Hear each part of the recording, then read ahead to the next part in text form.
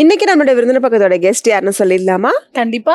கதிர்வீச்சு புற்றுநோயியல் சிகிச்சை குறித்த நமது கேள்விகளுக்கும் சந்தேகங்களுக்கும் பதிலளிக்க வருகிறார் இத்துறையில் அனுபவம் வாய்ந்த ரேடியேஷன் ஆன்காலஜிஸ்ட் டாக்டர் ஆண்ட்ரூ சீஃபன் அவர்கள்.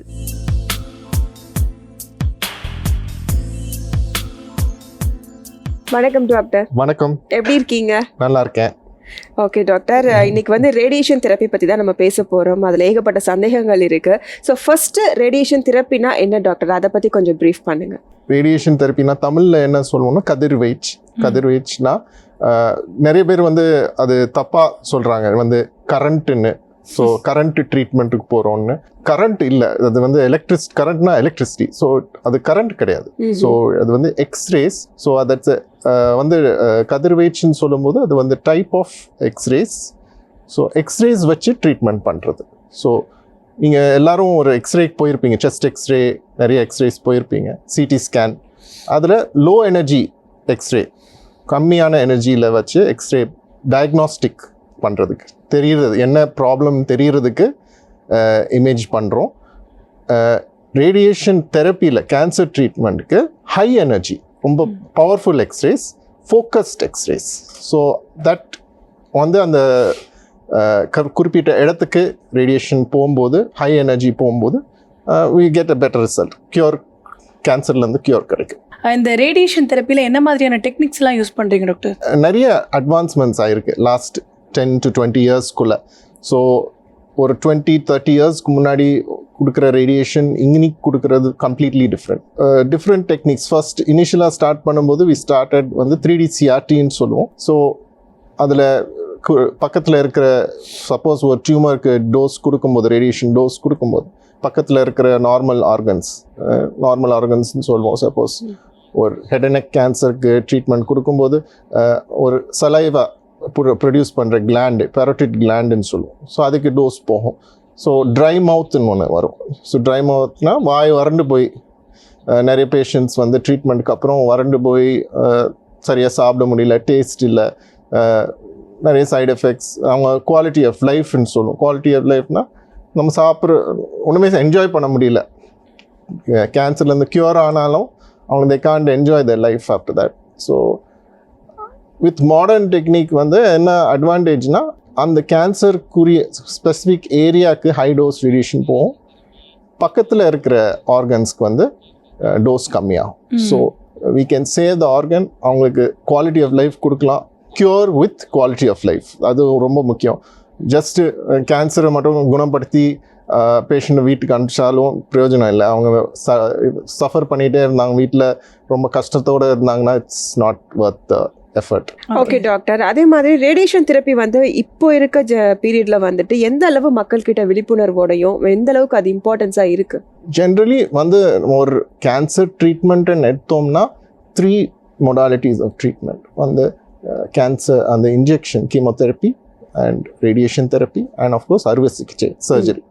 ஸோ 3 ட்ரீட்மெண்ட்ஸ் சேர்ந்து தான் ஒரு பேஷண்ட்டை கிளியர் குணப்படுத்தணும். பட் எல்லா பேஷண்ட்டுக்கும் எல்லா ட்ரீட்மெண்ட்டும் தேவைப்படாது. ஸோ சில பேஷண்ட்டுக்கு வெறும் சர்ஜரி மட்டும் போதும், சம்டைம்ஸ் கொஞ்சம் டேப்லெட்ஸ் போதும்.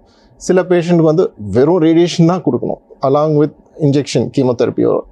ஸோ அது ஒவ்வொரு கேஸ் பொறுத்து, ஒவ்வொரு ஸ்டேஜை பொறுத்து, கேன்சரோட ஸ்டேஜ், கேன்சர் எந்த சைட்லேருந்து வருது அதை பொறுத்து அந்த ட்ரீட்மெண்ட் டிஃபர் ஆகும். ஓகே, ஒன்ஸ் கேன்சருக்கு நம்ம அறுவை சிகிச்சை பண்ணதுக்கு அப்புறமா அந்த ரேடியேஷன் தெரப்பி ட்ரீட்மெண்ட் கொடுக்கலாமா? குறிப்பிட்ட இண்டிகேஷன்ஸ் இருக்குது. ஸோ ஒரு கொஞ்சம் டியூமர் கொஞ்சம் பெருசாக இருந்ததுன்னா, ஜென்ரலாக சர்ஜரி அறுவை சிகிச்சை பண்ணும்போது கொஞ்சம் சின்னதாக இருந்ததுன்னா ரேடியேஷன் கதிர்வீச்சு தெரப்பி தேவைப்படாது. பட் கொஞ்சம் பெருசாக இருந்தது, நெறிக்கட்டி, சம்டைம்ஸ் பிரெஸ்ட் கேன்சர்லாம் தெரியும் உங்களுக்கு, நெறிக்கட்டி அக்கல்ல வரும். ஸோ நெறிக்கட்டி இருந்ததுன்னா then definitely radiation therapy sometimes தேவைப்படும் அதுக்கப்புறம். ஸோ ஒவ்வொரு கேஸ்க்கு பொறுத்து சேஞ்சஸ். இப்போ கேன்சருக்கு அறுவை சிகிச்சை இல்லாமல் வெறும் நம்ம இந்த ரேடியேஷன் தெரப்பி மட்டும் யூஸ் பண்ணி க்யூர் பண்ண முடியுமா டாக்டர்? குறிப்பிட்ட இடத்துல மட்டும். ஸோ ஒரு எக்ஸாம்பிள் நான் சொல்கிறேன்.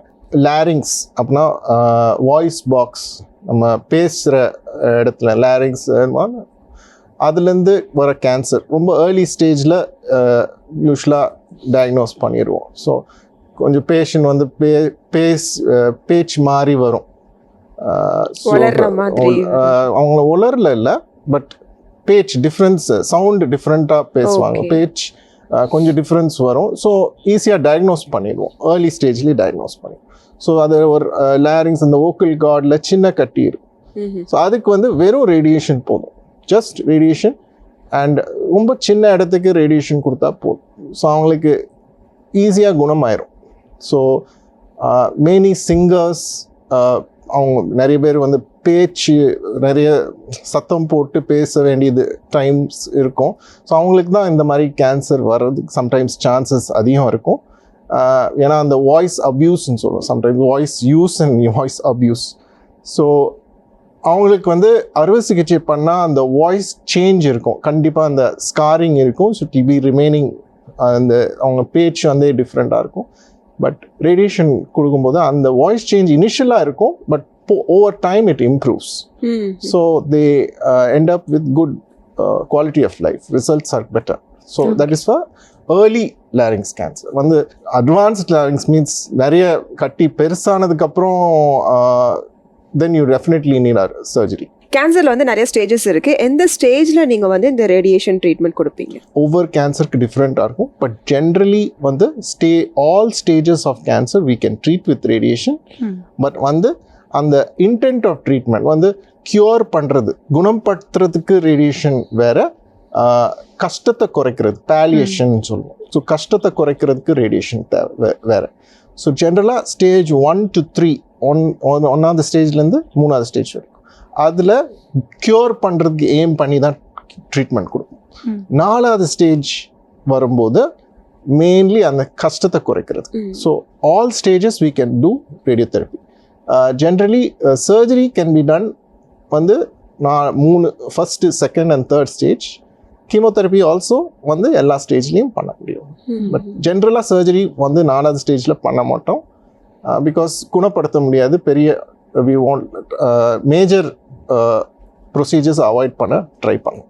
டாக்டர், இந்த ரேடியேஷன் தெரப்பி வந்து அடிக்கடி கொடுக்கணும் அப்படின்ற மாதிரி சொல்கிறாங்க. அது எதனால் கொடுக்கணும், ஏன் கொடுக்கணும் டாக்டர்? ஸோ அடிக்கடினா அது வந்து டெய்லி ட்ரீட்மெண்ட் சொல்லுவோம். ஃபார் எக்ஸாம்பிள் வந்து ஒரு பேஷண்ட்டுக்கு வந்து யூஸ்வலாக 25 to 30 days சொல்லுவோம். ஒரு ஜென்ரல் ரேடியேஷன் தெரப்பி எடுக்கும்போது அது என்னென்னா டெய்லி ஸ்மால் டோசஸ் கொடுப்போம். ஸோ டிஃப்ரென்ஸ் ஒரே நாளில் எல்லா டோஸும் கொடுக்க முடியாது, பேஷண்ட் டாலரேட் பண்ண முடியாது. ஸோ வி கிவ் சின்ன சின்ன டோஸ் வந்து over 20 days 25 days, generally 5 days per week, 5 நாள், ஒரு வாரத்தில் 5 நாள், திங்கள் டு வெள்ளி, சனி ஞாயிறு லீவாக இருக்கும். ஸோ அந்த 5 days வந்து அந்த 2 நாள் கேப் இருக்கு இல்லையா, ஸோ அந்த டைமில் பேஷண்ட் ரிகவர் ஆகும் அந்த ட்ரீட்மெண்ட்லேருந்து. ஸோ தென் திருப்பி திங்கள்லேருந்து ஸ்டார்ட் பண்ணி ஒரு 25 to 30 days முடிச்சிடுவோம். இது வந்து ஸ்டாண்டர்ட் கன்வென்ஷனல் ரேடியேஷன் சொல்லுவோம். ஹை டோஸ் ரேடியேஷனுக்கு வரும்போது 5 daysலேயே முடிச்சிடலாம் ட்ரீட்மெண்ட். ஸோ தட் இஸ் வந்து அது டெக்னிக்கல் டேர்ம் வந்து SBRT, stereotactic body radiotherapy. So அதில் வந்து high dose per day. So ஒரு எக்ஸாம்பிள் ஒரு 30 gray கொடுக்குறோம்னா 6 gray per day. ஸோ 5 daysல முடிச்சிருவோம். So that is 30 gray. But அதே ட்ரீட்மெண்ட் வந்து if you want to give வந்து கன்வென்ஷனலில் கொஞ்சம் ஹையர் டோஸ் கொடுத்து பட் டெய்லி டோஸ் குறைப்போம். ஸோ 6 grayக்கு பதிலாக maybe 2 gray or maximum 2.5 gray per day. So அதில் வந்து கஷ்டத்தை குறையும். சில எங்கே SBRT யூஸ் பண்ணோம்னா சின்ன இடத்துக்கு ட்ரீட்மெண்ட் பண்ணுறப்போ, ஃபார் எக்ஸாம்பிள் வந்து நம்ம லங் கேன்சர் எடுத்துக்கலாம். Small lung cancer, small lesion in the lung, we can do high dose radiation with the SBRT. Also prostate we can give high dose radiation. Doctor, நம்ம வந்து முன்னாடி பேசும்போது சொல்லியிருந்தீங்க, இப்போ வந்து நம்ம ஸ்கேன் பார்க்குற மாதிரி தான் இருக்கும் இந்த ரேடியேஷன் தெரப்பி அப்படின்றது. ஸ்கேன் பார்க்குறப்பே வந்து லைஃப் டைமில் 1 or 2 times தான் நம்ம வந்து ஸ்கேன் பார்க்கணும், அதுக்கு மேலே ஸ்கேன் பார்த்தோன்னா அந்த கதிர்வீச்சு வந்து நமக்கு வந்து பிரச்சனைகளை ஏற்படுத்தும் அப்படின்ற மாதிரி ஒரு விஷயம் நம்ம வந்து கேள்விப்பட்டிருப்போம். அப்படி இருக்கும்போது இந்த ரேடியேஷன் தெரப்பி வந்து கதிர்வீச்சு அதிக அளவில் கொடுக்கும்போது அதனால சைடு எஃபெக்ட்ஸ் அப்படின்றது வந்து வர்றதுக்கான வாய்ப்புகள் இருக்கா டாக்டர்? கண்டிப்பாக. ஸோ தேர் டெஃபினெட்லி அந்த சைட் ஸ்பெசிஃபிக் சைடு எஃபெக்ட்ஸ் இருக்கும். ஸோ பட் நம்ம தெரிஞ்சுக்கணும் வந்து கேன்சர் வந்து it's life threatening disease. So அந்த லைஃப் ஆர் டெத் சுச்சுவேஷனில் கொஞ்சம் சைடு எஃபெக்ட்ஸ் அக்செப்ட் பண்ணி தான் ஆகணும். ஏன் நம்மளோட 30 இயர்ஸ்க்கு முன்னாடி அதான் உங்கள்கிட்ட ஃபர்ஸ்ட்லேயே I said something about the techniques. So இந்த டெக்னிக்ஸ் பண்ணும்போது ஹையர் டெக்னிக்ஸ் ஒரு ஹையர் ப்ரிசிஷன் டெக்னிக் வந்து நம்மளுக்கு சைடு எஃபெக்ட்ஸை குறைக்கும். ஸோ பக்கத்தில் இருக்கிற ஆர்கன்ஸை டோஸ் குறைக்கும். நீங்கள் ஒரு விஷயம் சொன்னீங்கன்னா வந்து மல்டிபிள் ஸ்கேன்ஸ் ஒரு நாள் மேபி ஒரு பர்சன் வந்து ஒரு 2 ஸ்கேன் இல்லை 3 ஸ்கேன் எடுப்பாங்க லைஃப் டைம்லேயே. அதனால வர ரிஸ்க் செகண்டரி கேன்சர்ஸ் வந்து ரொம்ப லோ. ஸோ அதை பற்றி நம்ம வந்து அது வரி பண்ண தேவையில்லை. கதிர்வீச்சு ட்ரீட்மெண்ட்டுக்கு வரும்போது ஹை டோஸ் ரேடியேஷனுக்கு வரும்போது டெய்லி ட்ரீட்மெண்ட் வந்து அந்த ரிஸ்க்கை கம்மி பண்ணும். ஸோ தட்ஸ் வை வந்து ஸ்ப்ளிட் பண்ணி கொடுக்கும்.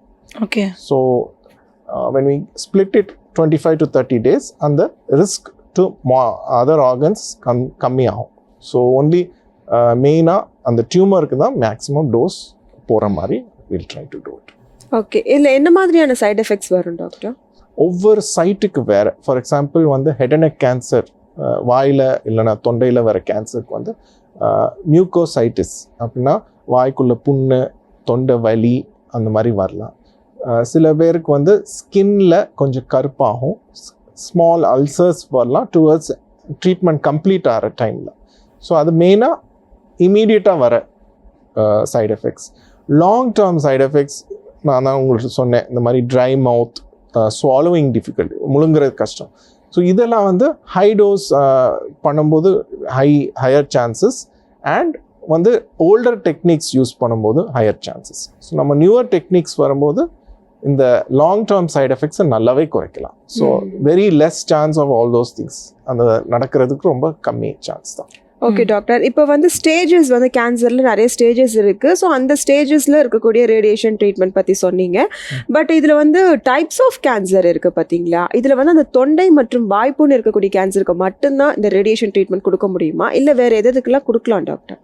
In all sites, almost entire body, wherever cancer comes, you can give radiation. Almost all sites ku vandu radiotherapy kudukalam.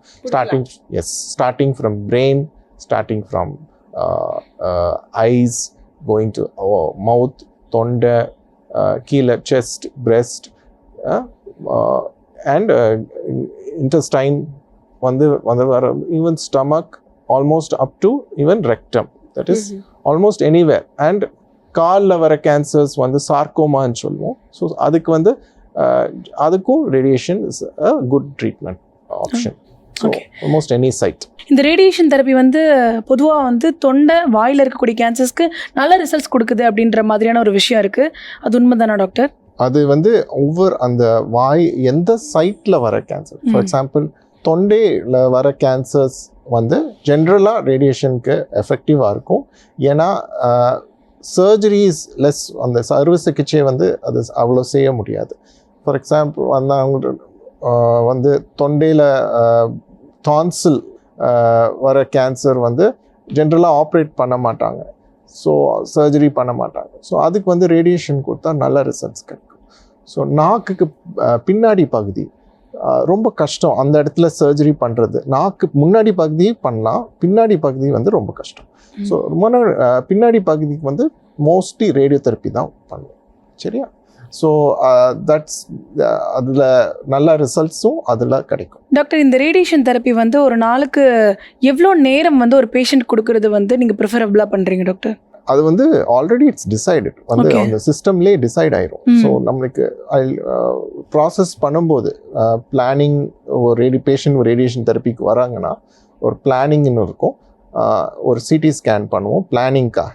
So அந்த சிடி ஸ்கேனில் பிளான் பண்ணி எந்த இடத்துக்கு டோஸ் போய் எவ்வளோ நேரத்துக்கு போகும் எல்லாமே கம்ப்யூட்டர்லேயே கேல்குலேட் ஆயிரும். அதுக்கப்புறம் நம்ம ஃபைனலைஸ் பண்ணுவோம், டாக்டர் பார்த்துட்டு ஃபைனலைஸ் பண்ணிவிட்டு அதுக்கப்புறம் ட்ரீட்மெண்ட் கிடைக்கும். ஸோ ட்ரீட்மெண்ட்டுக்கு எடுக்கும்போது வந்து டைம் வந்து அப்போ செட் பண்ணுறது இல்லை. ஸோ அது ஏற்கனவே செட் ஆகி தான் வரும்.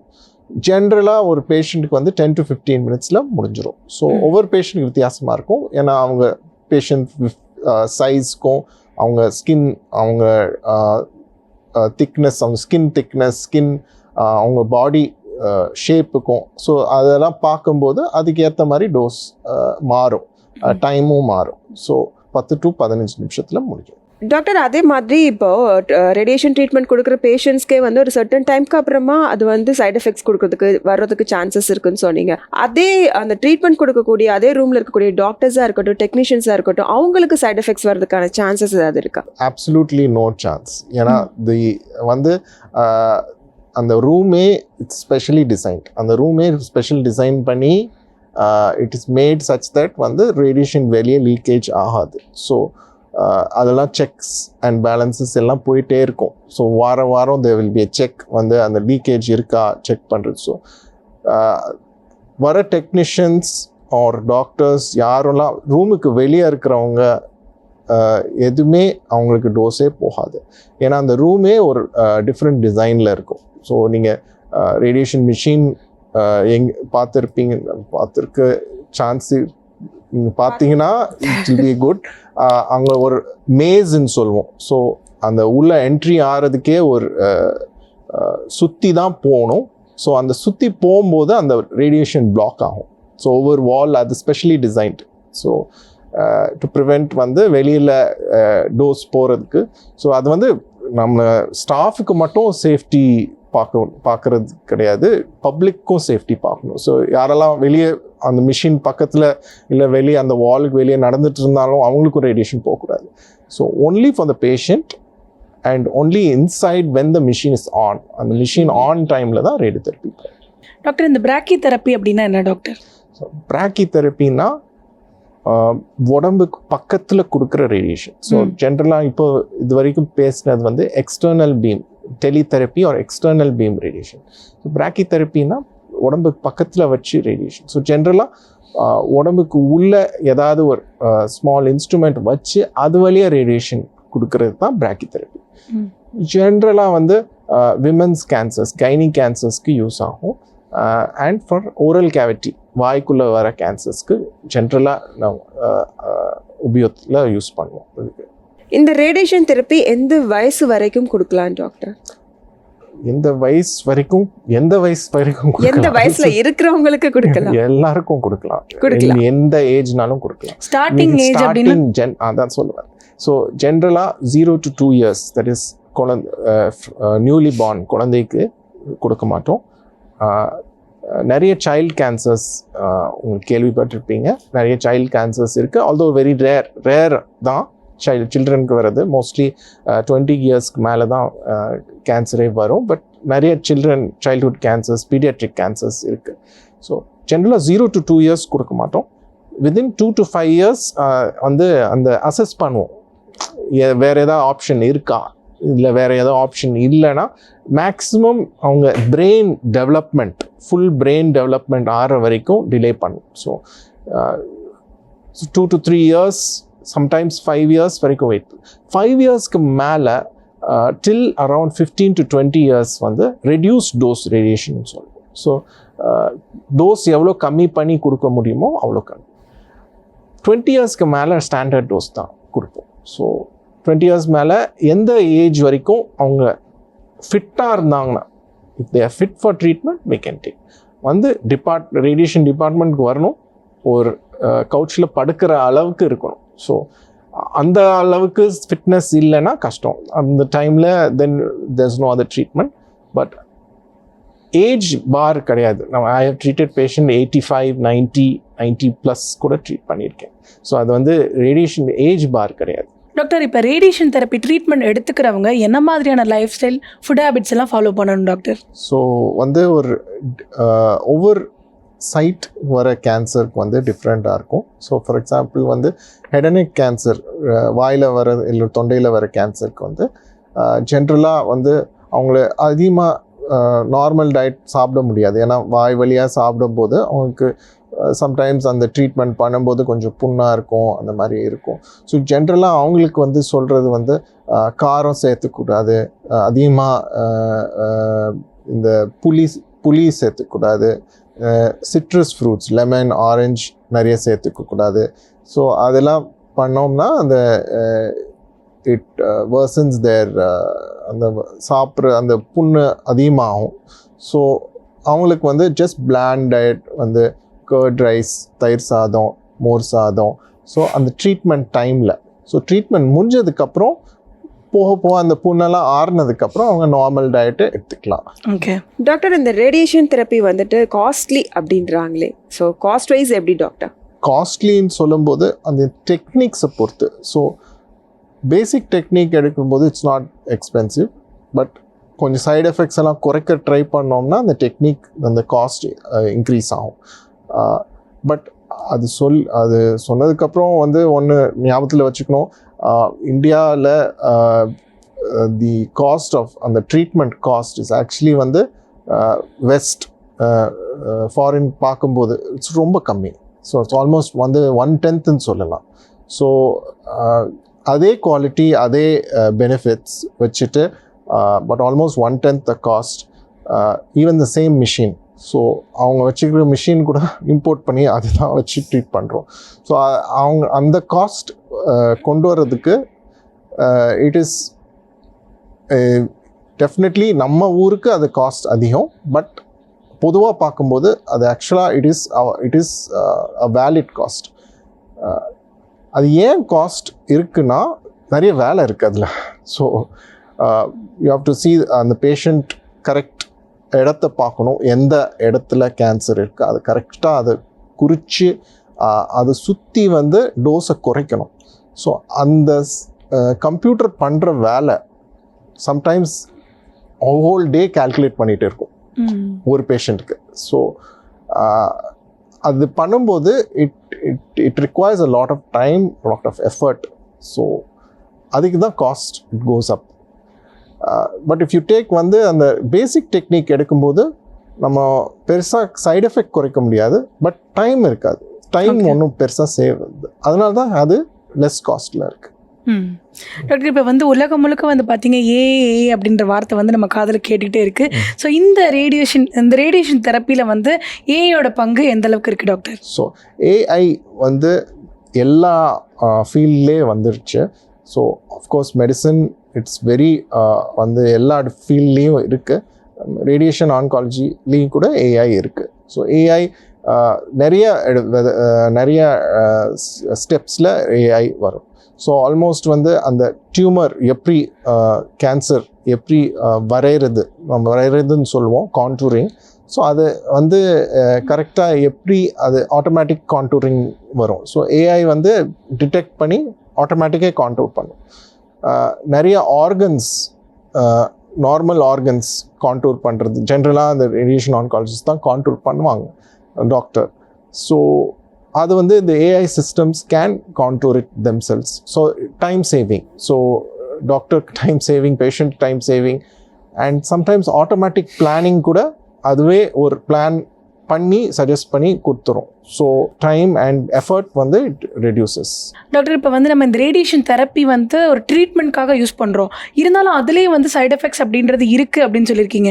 நம்மளை சுற்றியே வந்து நிறைய வந்து ரேடியேஷன் அப்படின்ற ஒரு விஷயத்தை நம்ம வந்து டே டு டே லைஃப்பில் வந்து ஃபேஸ் பண்ணிக்கிட்டு இருக்கிறோம். ஒரு ஃபோன்லேயா இருக்கட்டும், இல்லை வந்து செல்ஃபோன் டவர்ஸ்லேருந்து வரதா இருக்கட்டும். அப்படின்றப்போ அதெல்லாம் வந்து நமக்கு ஏதாவது பாதிப்புகளை ஏற்படுத்துமா அப்படின்ற மாதிரி ஒரு விஷயம் வந்து எல்லாருக்கும் இருக்கும், கேன்சர் வருமா அப்படின்ற மாதிரி. உண்மையிலே அதுக்கான வாய்ப்புகள் ஏதாவது இருக்கா டாக்டர்? நிறைய ரீசர்ச் அதில் போயிட்டுருக்கு. அதில் கண்டிப்பாக இது நடக்கும், கேன்சர் இருக்குது, 100% இதனால வருதுன்னு சொல்கிற ஸ்டெப்புக்கு வரல இன்னும். பட் இன்னும் ரீசர்ச் போயிட்டுருக்கு. டெஃபினெட்லி ஒரு ரிசல்ட் கிடைக்கும். அதில் ஜென்ரலாக பார்க்கும்போது இந்த ரேடியேஷன் வந்து வித்தியாசம். அது வந்து அயனைசிங் ரேடியேஷன், நான் அயனைசிங் ரேடியேஷன் சொல்லுவோம். ஸோ நம்ம கதிர்வீச்சு வந்து ட்ரீட்மெண்ட்க்கு யூஸ் பண்ணுற ரேடியேஷன் வந்து அயனைசிங் ரேடியேஷன், எக்ஸ்ரேஸ் யூஸ் பண்ணுறது. ஸோ அதில் வர side effects definitely it's there, but acceptable side எஃபெக்ட்ஸ்ன்னு சொல்லுவேன். ஸோ க்யூர் ஒரு நோ பெயின் நோ கெயின் சொல்லுவாங்க இங்கிலீஷில். ஸோ அது கஷ்டம் இல்லாமல் ஒரு ரிசல்ட் கிடைக்க முடியாது. ஸோ ஒரு நல்ல ரிசல்ட். ஸோ அதனால் side effects R acceptable, but well controlled with வந்து மாடர்ன் டெக்னிக் யூஸ் பண்ணும்போது அந்த நல்லாவே ரெடியூஸ் பண்ணலாம். கேன்சர் அப்படின்றது வந்துட்டு இந்தியாவில் அதிகமாக வளர்ந்து வர்றதுக்கான காரணம் என்ன டாக்டர்?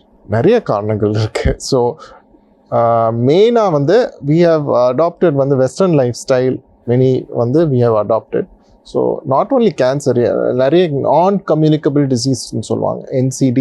ஸோ அது life style associated diseases. So be it வந்து டயபிட்டிஸ், ஹைப்பர்டென்ஷன், இந்த கொலஸ்ட்ரால் எல்லாமே வந்து diet and sedentary life style. செடென்ட்ரினா சும்மா ஒரு இடத்துல உட்காருறது, எக்ஸசைஸ் பண்ணுறதில்ல. ஸோ அந்த லைஃப் ஸ்டைல் வந்து we have adopted. ஸோ அதில் வந்து இந்த கேன்சர் இந்த ரிஸ்க் ஃபேக்டர்ஸ் வந்து it's the same for cancer also. So and ரெண்டாவது விஷயம் வந்து நம்மளோட நல்ல ஹெல்த் கேர் ஃபெசிலிட்டிஸ்னால நிறைய பேர் வந்து லாங் லைஃப் தேர் லிவிங். ஸோ கேன்சர் வந்து ஓல்ட் ஏஜ் உள்ள ஜென்ரலாக maximum cancers come in the old age. So ஒரு குறிப்பிட்ட பாப்புலேஷன் வந்து if they are growing older, then the number of cancers go up. So இது ரெண்டு விஷயம் வந்து காமனாக தெரிகிற விஷயம், பட் இன்னும் நிறைய ரீசன்ஸ் இருக்குது.